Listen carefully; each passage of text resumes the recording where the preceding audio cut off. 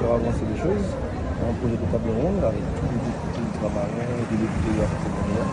Sauf que pour garantir la sécurité, un minimum de sécurité de ceux qui seront là, nous avons l'obligation de faire un comité de pilotage et dans ce comité de pilotage, ce qui est tout à fait logique, d'y intégrer la CTM. Sauf que M. Letchimy a refusé d'intégrer ce comité en nous disant simplement qu'il observe, il ne puisse pas en tant qu'observateur, mais il ne veut pas l'intégrer.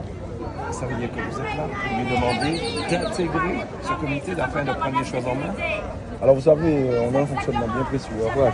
Notre fonctionnement, c'est qu'on fait des constats, on le propose à la partie du peuple qui nous suit. Donc hier, nous avons eu un grand meeting au QG à Dinon. Et lorsque nous avons proposé les anomalies, nous avons mis en lumière les anomalies, à savoir un président de la 7e qui refuse de s'investir de lui-même pour le peuple, refuse de s'investir dans ce qu'on lui demande de le faire.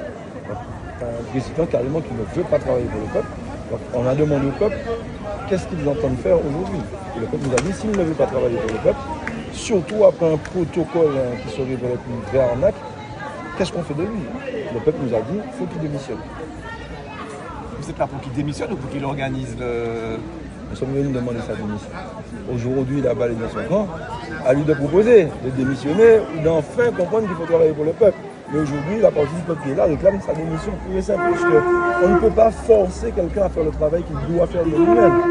Si aujourd'hui le peuple doit payer quelqu'un pour faire un travail, mais se rendre compte qu'il fait le travail lui-même, à quoi ça sert que cette personne soit sur le siège? Au bout d'un moment, il faut arrêter.